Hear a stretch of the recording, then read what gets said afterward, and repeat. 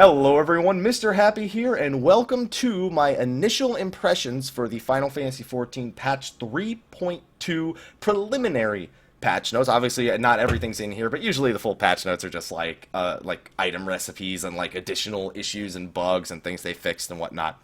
So, all morning I have been waiting to read these. Wasn't able to get to a computer right away. We were in San Diego for a little while, so just got back, took care of a few things, and now I'm actually doing a live reaction. Apologies if you hear any of my Twitch alerts. I am taking this directly from my Twitch live stream, putting it on YouTube. So I just wanted to disclose. You'll probably hear Kefka laughing. You might hear some other noises. And you can also see chat over on the side, as well as all the usual things we have set up for the live stream. So, patch 3.2 patch notes, preliminary. I've been told I may need to split this video up because it is one of the longest patch notes. I remember reading, quote, "This looks more like an expansion than a patch." So, I have something to look forward to, and based on my chat, I apparently have some very interesting job buffs to look forward to. So, we're not going to watch the trailer here at the top, but we are going to cover pretty much everything here in the list. So, I'm sure those first few sections are going to go real quick.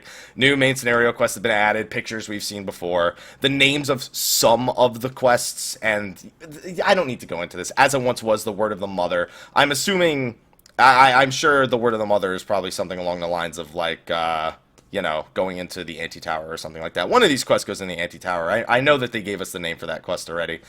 Quite a few quests here, causes and costs. Interested to see what kind of spoilers they're hiding right here, and I'm sure in one of the other translated patch notes it's already been said. Players will now be instructed to visit the Hall of Novice while progressing through the main story. We knew they were going to do that at around level 15. It's probably Pirates. That's the quest right before Sestasha. New Chronicles of the New Era quests have been added. Rearmed must have completed the quest Enigma and the Folly of Youth, toppling the Tyrant. These are all, if I'm not mistaken, these are all either Alexander. Oh yeah, well Alexander is the last quest of Alexander is Enigma. So Rearmed, Folly of Youth, and that's the girl. So I should have recognized her right away. Quite a few quests here. Hopefully that means that the story is going to have really good stuff. Except for this, when the bow wakes and a fiendish likeness, those are obviously Sephiroth. So interested to see how those end up going, especially because we know there's voice acting involved, so looking forward to that. Readjustments for Chronicles New Era Drop Dead Shiva have been adjusted. Players, so you don't need Ramuh Extreme anymore. Fantastic. I forgot that was even still a requirement. And also you don't need Leviathan and Magomag Extreme anymore for Ramuh. You basically just need the 2.3 and 2.4 stories done. Midas Savage, Wandering Minstrel, we kind of knew that was coming. You do have to beat normal. Obviously, a Goblin the Machine is the normal mode quest, which is interesting because that means that there's like two quests. Oh, no, I'm sorry. That is the last quest. That's right. These are Sephiroth. So never mind. Hildebrand, the pictures. We've seen these pictures before. A gentleman falls rather than flies. And then some unknown name for a quest. It'll be interesting to see where those end up going. So they are making adjustments to the Anima and Zodiac quest lines, apparently. So regardless of whether or not a player has completed the side quest vital title, you can get the replicas. Okay, good. I knew they were going to fix that. That was really annoying, the way that they did that the first time. So that was kind of expected. The conditions to accept the side quest the vital title have changed. It can now be accepted when equipped with a replica weapon. So you can still get the Z title even with the replica weapon. Okay, that's good. When accepting quests from artists, your completed quests will be separated under. Okay, good, because their communication with what was complete and what was like still ongoing was not very good with those. So those are some tiny little fixes. We got to appreciate those. The requirements for undertaking a song of Steam and Steel have been changed. Players must complete. Oh, you don't need Ultima pretty much for A1 Savage anymore. So yay. You don't need Ultima Weapon. I don't know why they made Ultima Weapon a requirement. That's just what they do with the Wandering Minstrel for some reason. New side story quests have been added. Kettle to the Metal. This is from Jelzon. That's going to be interesting. And that comes after the vital title. That's interesting. I didn't expect us to get even more of a story on Jelzon for after you've completed a Zodiac weapon. That's going to make people want to go back and finish Zodiac weapons a little bit more. All right, I'm down for that. Lost City of Amdapor Hard. Striking Opportunity for Stone Sky Sea. Where's fucking... Oh, Anti-Tower is part of the main story. That's why it doesn't show here. Okay, one more night in Amdapor. The Feast. This is in 3.21, so we really don't need to go into this too much, but you can unlock it at a seat at the Feast, and you just need to have a pup no longer done for your Grand Company. Vath Beast Tribe quest, which is, I guess, what the non-mind are called. They're called Vath instead of Nath. Either that or it's some sort of weird mistranslation. Looks like it's not, though. New Beast Tribe settlement can be found in the region listed. Players will be able to purchase unique items. Nothing new here with Beast Tribes. The name of the quest, the naming of Vath, Adventurers don't get cold feet. An acquired taste, your enemy or mine, resistance to futile. Nothing really new here. I mean, the names are interesting and some of them are clever, but I mean, this isn't the juicy stuff that people want me to get to.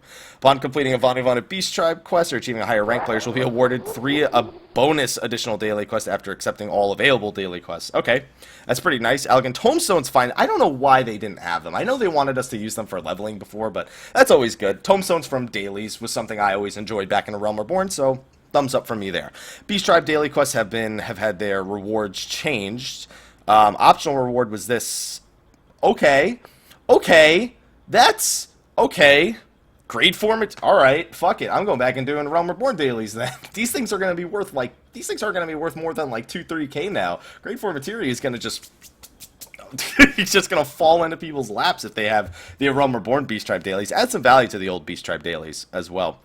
And it affects a lot of them too, not just 1 or 2 of them. So, Saiyajin, the Vanu, well, I guess it's nice that Vanu is a guaranteed reward here, but no grade 4 materia from them, those lazy bastards. Ventures have been added to the Beast Tribe currency shops. Okay, Ventures just, alright, that's way better. That's just way better than it is with anything else. Players will be notified when they reach the required level to undertake a new class or job quest. You'd think that's something we'd already have had in the game, right? Nope, that's one of those simple things. Final Fantasy always missing those little things that like we think are common sense. Due to adjustments to the Wolves Den, level required to undertake a pup no longer has been raised from 30 to 50. Interesting. Okay. Fates. The following fates, the difficulty of the following fates have been lowered. Okay, and the time limit has been reduced from 15 to 10 on some of these ones that were used for the old Zodiac quests. I recognize all of these. Some of these are for dailies, and some of these are for Zodiac quests. Well, Heroes of the Second is definitely for the Animus. That's Animus, right? Yeah. Treasure Hunt. Players will no longer receive new. Will now receive new items from treasure maps, unhidden maps. Cool. Elegant Tomestones rewarded have been converted. A lot of this is just standard patch stuff. Like no reason to get too excited about it. The following adjustments have been made to Exploratory Voyages. New group of islands has been added. Okay. New items have been added. Drop rates have been adjusted. Airship parts can be dyed. Who even sees our airship? Like, why is that? I guess it's nice for the people who actually control this thing, the flight control panel, but it's like, okay, maybe it's just preparing us for that flight PvP where we can, like, see each other's airships and shit. That hasn't been confirmed. Not confirmed. Don't say that. Okay. New craftable items have been added. Company credits have been adjusted. Following items can be purchased with company credits. The Dandelion Garden Patch. Following categories have been added to Free Company Hierarchy. The Orchestrion Operation. The Airships. Color customization. Okay. New furnace. Fucking T-Rex. Really? A fucking T-Rex? Like, I mean, I guess I knew that already. Didn't they show us? They showed us this picture at the last live letter. I don't know why I'm surprised by that, because there's Faust right there, and there's the pudding lamp, and the five Mandragoras from the Hildebrand. Thank you, Prodigy, by the way, for the 10-month resub. Like I said, we're live streaming, so you on YouTube can at least hear the awesome Hildebrand theme. Thank you for the 10 months. Welcome back for the 10th month in a row, and of course, my friend. Welcome to the Mr. Happy Army. Congratulations on earning your gold suit, my man. Hey. There's now preview Diable furnishings. Okay, the new furnishing, the Crystal Ball, allowing players to use the Aesthetician in their homes. That's it. Oh, Crystal Bell. My bad. Crystal Ball. I was like, how does seeing the future have anything to do with getting my hair done did? It's Crystal Bell. New furnishing, the Orchestrion. We knew about this. This is not stuff we have to go too much into. Orchestrion roles are required to change music. They can be acquired through various methods, including crafting, vendors, quest rewards, and achievements. Some are required. Some of the required ingredients for Orchestrion roles can be acquired from existing content. That's like music sheets from Titan and the other primals and whatnot. So we can expect for people to be making parties for those just like they did for the ponies. The Orchestrion list shows you question marks, shows you how you got it, shows you the name of the song, what achievements you need to do. So it's a good way of, we don't need to like question what we need to do to actually get a lot of these. It looks like it's going to be pretty straightforward. There's not going to be really a need for how to get these things or like guides or anything. Samples you can play, regular play, stop, standard, music listening tools. Songs will start playing in a loop. There's a typo. Any players who enter the room in the middle of a song will hear the song from the beginning. Okay, if that's how they want to do it, I guess that makes sense. The song will stop and default BGM will resume playing if a player accesses the Unending Journey, Toy Chest, Crystal Bell, or the In-Bed. Okie dokie, in-room Orchestrion. Oh, we actually get one in our in-room. Okay, that's pretty cool then. I didn't expect us to get one in our in-room. Okay, cool. I'm down with that. Let's see. Following categories have been added under Shared Estate, the Orchestrion. Gold Saucer. What have they done to try and get me to go back to this place now? Have been adjusted. Race Chocobo Registrar, Race Chocobo Trainer, Tack, and Fee Trader. They just changed the names because they were not very good names.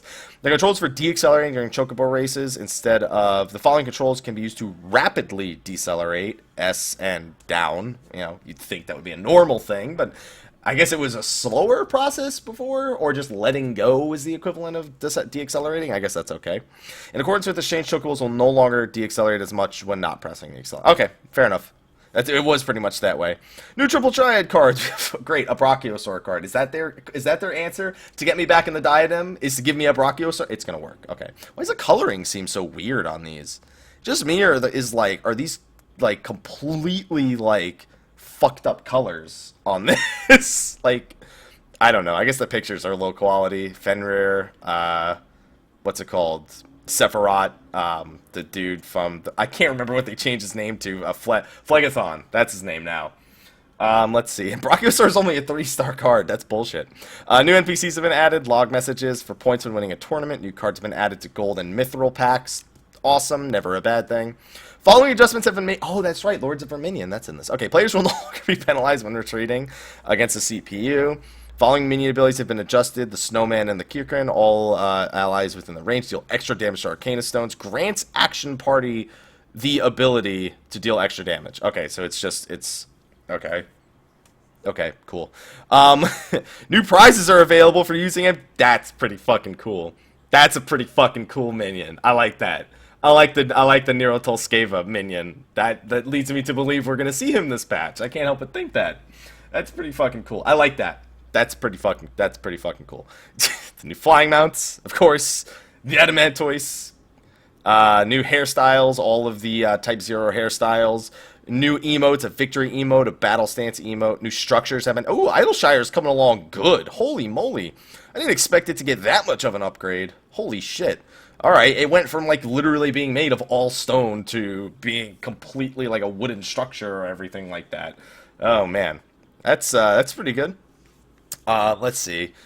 Players can receive certification as a specialist. Okay, so they just added a new NPC for that, I guess. An NPC Mender has been added to the Wolves Den Pier. They didn't have a Mender at the Wolves... Really? I feel like I should have noticed that. Feels bad, man. Oh, here we go. This is what people wanted me to get to. The fucking class and job changes. Alright. All classes sprint. TP cost removed in PvP areas. It's been set to 10 seconds. Use will no longer interrupt weapon skill combos. Okay. Okay, good. So let's get to Paladin, because looks like Paladin's right at the top of the list. Fast Blade, TP cost reduction, awesome. Savage Blade, enmity generation, cool. Goring Blade, base potency went up to 240 when used as a combo, and the damage over time potency increased from 40 to 50. Goring Blade ticks for 18 seconds? Is it 18? Because that would be a 60, that would be an 80 potency increase. That's pretty effective. If that's, is it 18? I feel like it's more than 18. No, it's 18, isn't it? Okay, that's 80 potency. That's a good start. Wow, I don't know why I lost focus right there. Royal Authority, 10 more potency on that, I guess. Which, I guess, why not, right? Oh, is it 24 seconds? It's 24? Okay, so yeah, that's an increase of 100 potency. Clemency, casting time reduced. See, I still don't like that it has a 2-second cast time. And there's no mention of it being uninterruptible. Maybe there's something else here that I'll miss. Like, maybe like the oaths or something. I mean, okay, great, it's 2 seconds. Like, I still don't like that it has a cast time in the first place, but that'll make it actually possible for you to, like, time it and be okay. So, it's better than them not reducing it at all. Let's just put it that way. Divine Veil, protective barrier that is cast on all party members, receiving healing spell, now activate even... Okay, so there's the change. You can clemency yourself for Divine Veil. Okay, that's a pretty big change. And it had its cooldown reduced. That's pretty good. That's something that's, like, I feel was... That's a real good change. Okay, now I understand why they didn't make it instant, because that would be pretty OP with those things mixed in combination. Sword Oath use will no longer interrupt weapon skill combos. Good. It was stupid that it did in the first place. I see that they didn't take it off the global cooldown, though. Or at least it's not mentioned here that they did that. So that's still kind of shitty, but it's better than the way it was before.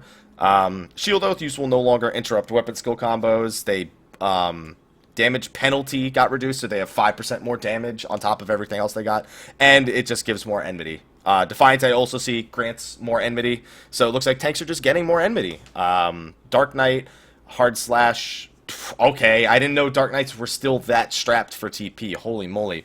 Great, use will no longer interrupt weapon skill combos, mana generating enmity. I like how the Warrior change is just like, make Defiance a little bit better, just more enmity, right? Warriors needed that. Of course they did. I'm sure this has something to do with the fact that I'm sure this has something to do with Astrologian and Monk, or the lack of a ninja in a raid environment, just so you can spend a little bit of time in Defiance to get more general enmity out of it. Darkside MP has had its cost reduced by 1/3 in PvP. Cool. That's perfectly acceptable. Monk. Demolish had its, got an extra 10 potency per tick on Demolish. That's really good. And Howling Fist got an extra 40 potency. What the hell? That's really good. That's pretty good. That's extra 40 potency on an AoE? That's pretty good. As if Monk's AoE wasn't already the best amongst the melee DPS. Let's give him even more. Alright, I'm down with that. People made it seem like monks were got an even like crazier buff than that. Like I remember people saying, "Yo, you gotta see the monk changes," and I was like, I don't know what they did, but I'm very afraid. Because why not? Monks, I mean, people are probably still gonna be like, monks, whatever. But with paladin buffs, that's like paladin and monk buffs simultaneously is like a double buff. What's it called? So Rogue Ninja, TP cost reduced. Okay, cool. I'm not going to complain, not one bit. Bard getting its TP cost reduced, I'm a little surprised, but at the same time, not that surprised, because a lot of the times, like, I do notice Bard has, like, they go through their TP pretty fast because of, what's the ability? Because of Imperial Arrow, but I never thought it was, like, an issue, you know what I mean? But, hell, if less TP, like, I'm not going to complain about that. What the Alright. Warden's Peen. I already read this, like, in a Reddit post, like, 2 days ago, that they were adding an Asuna effect to this, so it's an ability, first of all. Thank the Lord. Casting time is 0. Good. That's what it being an ability was pretty much about. It has a full 45-second recast time, but it's an Asuna on top of its current effect, so Bards have an Asuna now. Like, that's, honestly, that's more valuable than it sounds on paper, because with a 0-second cast, like that's MP save for your healer. Like that adds a little bit more to the Bard. I think that's an overall decent change for Warden's Peen. Don't get me wrong, it's still not like this amazing ability, but I mean I can think of a bunch of places where that's really convenient, even on a 45-second cooldown. As long as you don't need it more frequently than that, Bard's just I'd say that I like it. I like that change for Bard. That's I think that's a pretty good thing. Let's see here. Machinist, split shot, TP reduced, timing at which slugs. Oh yeah, I heard they were fixing all the timings right here for split shot and slug shot, so that it's like it's more like the change they made to straighter shot. So that's good. I was wondering why Machinist didn't get that when straighter shot got that change. So I'm glad to see they eventually got around to it. No more pacify ever, pretty much. Yeah, that's another thing with the Bard change, is like you don't need to be like, oh, my opener doesn't have pacify in the first 20 seconds. It could be like, dude, I don't care what your opener is. Here's fucking Warden's Peen. Tell me whenever Berserk is coming up, you will never have pacify again for the rest of your life. You will never have pacify ever again. And then you bring a Machinist and your warrior cries. Okay. On that note, lead shot, TP cost. Oh, it's just TP cost. And then Gauss round got its potency increase. That's good. Hypercharge. I've been hearing a lot of people arguing about what's better now, Hypercharge or foes. So let's see what they did. Duration increased another 5 seconds. That's huge. Detrimental effects dealt by Rook turret and Bishop turrets have also been adjusted. The Rook auto turret. Okay, so they buffed them both to 10%. With the extra 5 seconds on top of the extra 5%, people will probably still will not use the Bishop auto turret, but it's more viable. Like, it is more viable now to use it than it was before. I think people will still value foes over the Bishop turret, but the Rook turret having the extra 5%, even with the, like, general reduction in tank DPS, they say it'll be offset by gear anyway, so it doesn't really matter. That's gonna be close, with, yeah, especially with all the TP reductions, too. I think Hypercharge might generally be better now. It's all going to come down to Reign of Death. But here's the thing with Reign of Death. It's not as needed anymore, because let's be fair, unless I read something here that, like, white mages and like, scholars can't meld accuracy to their gear, that is still, like, the fact that accuracy is going to be more readily accessible on gear now for healers, because a lot of them are probably going to meld it, it's debatable whether or not Reign of Death is worth using. On a personal DPS level, they'll use Bloodletter more, probably. It's just we have to compare like what the accuracy required is versus the accuracy they actually receive. So I am going. I don't know. That's pretty crazy to get an extra 5% on that. Yeah, it's basically like a 20-second not trick attack, but it's like a 20-second physical trick attack or a 20-second magical, one or the other. But it's very effective. I think Machinists, we're going to see a lot of Machinists this patch, because people are just going to see that Hypercharge change, and they're just going to bring Machinist in, because on paper, it makes Machinists' raid DPS increase sound better than Bards. It's gonna need real testing. Like, I'm sure someone can already crunch the numbers, because you can already figure out DPS per potency and figure that out for your standard raid composition with a Bard, and then just fill a Machinist in and on top of that and see what the averages are. I'm not gonna do that. I'm just saying that's the route for anyone who wants to figure it out before Tuesday without ACT or anything. So that's a big change. I think that's gonna be a huge change for Machinists. We should see a lot more Machinists now. Machinist was kind of the only thing still kind of hindering it, and I say that very with quotes, is it's more difficult to play, debatably. Most people will find it more difficult to play. That'll still probably be the barrier for entry, but it's never been so bad it's unplayable. Now it's just going to be more playable, so there's nothing. It's like there's nothing wrong with that. You know what I'm saying? Thaumaturge, Black Mage, duration has been increased. We knew this was coming. The timing of activation for when you get the stack and how long it is, this extra 2 seconds, is a big deal. Summoner, Ruin 3, potency. What the fuck? Alright, we'll just give 80 potency to Ruin 3. Listen, I know summoners were like, everyone was saying, oh, you know, Black Mage is better. I did not see 80 potency on Ruin 3 come. That's more surprising to me than like most of the other changes. Is the fucking extra 80 potency on Ruin 3. It's like, okay, fuck it, here you go. I like it. I'm down. I'm fucking down. Oh man, I want to see some Ruin 3 now. Long live the summoner. Okay. Diurnal Sect reduces enmity. Oh, so this is what they're doing. Just flat out enmity reduction on all abilities, because it's not like you'll ever not have your sects on. You might as well just give them a passive. Like, don't even attach it to the sect. Just give them, just like add it on to a passive that they just generate less enmity than the other jobs, like how Ninja runs faster naturally. Like, you might as well have just done that. So, Aspected Benefic. Effective Nocturnal Field will be halved in PvP. I knew that was coming. I thought they were going to do 70%. The effective Nocturnal Field will be halved, so that brings it down to 60%. So it's pretty close to what I thought they would do. I think 60% fits better than 70%. You do use Ruin 3 outside of Dread in very rare circumstances. It's not common, but if you're about to hit Enrage and you don't have Dreadworm and the last 1% of a boss, like, you'll spam Ruin 3, you won't use Ruin 1. That's pretty much the only time that you'll really do that. Luminous Ether duration has been increased by 9 seconds. That's a lot of extra MP over the course of a fight. That's a good change. I think that's good for Astros. Shuffle, no... Oh, okay, Shuffle is redraw now. I like that. I like that better. And that's good, because the whole problem with Shuffle is the idea of putting the card back into the deck and drawing the same one again. So calling it redraw, I guess, implies you didn't necessarily shuffle the deck, so you could just stuck the card on the bottom. It's no longer possible to draw the same card twice. We saw that coming, basically, so that's not new. Ewer and Spire, potency has been increased. I don't know why they didn't just say potency increased. On a single target or all party members, just say it was increased. Like, we don't need to know that it was single and AoE. Like, it's better. They're just better now. Good changes for Astro. A little bit more RNG mitigation, so you can better plan out your card uses. Like, shit, I just do this. I know I can't draw this again if I redraw, so I can only get something better for the situation. Okay, Astro changes are good. Enmity was probably the most important thing.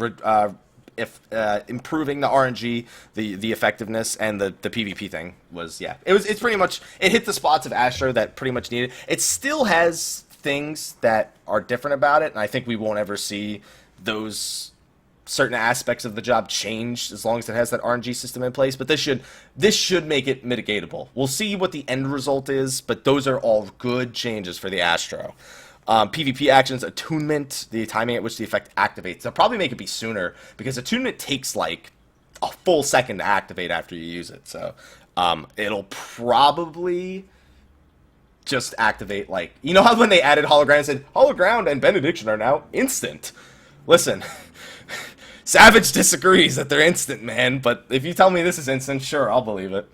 Calculations for physical damage dealt by tanks, help text for vitality parameters changed. Damage bonuses for tanks have been reduced in PvP encounters, okay. Bishop auto attacks will now always display even if the battle effect settings are in don't display. Okay, that's annoying. Casting animation for Bard's Minuet has been adjusted. Player characters will now appear to pull back on the bow instead of knocking an arrow. Yeah, that makes more sense. I mean, yeah. I mean, I always wondered that. It doesn't make sense. It's like, why do you need to charge? Like, what is this, the charging part of the animation? It's like, all right, I'm going to shoot this arrow. Like, it didn't make any sense. Okay, that's good for the fact that it never made sense before. When level and item level syncs go into effect, secondary stats for ethereal gear will now be reflected. Okay, that's good. In keeping with the balance changes for certain dungeons, such as the trials accessible via the duty finder, the limit break gauge will no longer fill more slowly for multiple members. Same job. Okay. Oh, okay, but this is, okay, so it's the same thing, but it's in different situations, because the Duty Finder, you never know. Dungeons and Trials accessible solo via the Duty Finder, okay. Dungeons and Trials requiring a full party to register, it'll still affect it under all these conditions. You have 3 tanks, 5 DPS, bullshit. 3 or 4 people playing healers, or 2 people is the same job. Okay, that makes sense. And then, just in case you didn't know what jobs were what, because for some reason Warrior is here as tank, and that's bullshit. Even after the patch, I'm still going to say they're the best tank healer DPS in the game. But, yeah, I'll accept it. I'll accept it. Okay. If they want to classify it as tank, sure, go right ahead. You know, that's on you. It's not on me. Okay. Anti-tower. Item level 180 to enter. Word of the Mother, which we already expressed was going to be that. Named to poor hard mode. Fantastic. Damage taken from falling in certain instances have been removed. That's probably like the Airy and like Hullbreaker Isle, where you can jump off the cliff and you fall down to 1 health. Let's see. Item level sync has been implemented for the following dungeons. Oh, great. Aetherochemical, because, you know, I needed to do that slower for all the times I do Aetherochemical. Never Reap and Fractal. Great, because I definitely wanted those dungeons to keep going at the same speed. I understand why they do it. They always do it this way.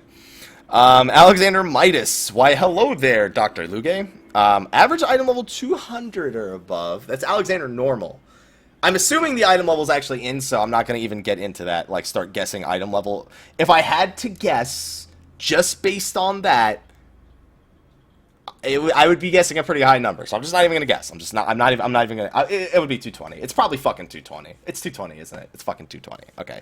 You don't even need to just fucking, it's done. All right. And then this rule's all the same. I don't need to explain this. If you did Alexander Gordius, you know the rest of this. You know what I'm saying? Let's see. Alexander might have saved. Okay, if you've ever done any Alexander, all of this is the same. The only difference is the name of the quest. The Refrain for the Undaunted. Okay.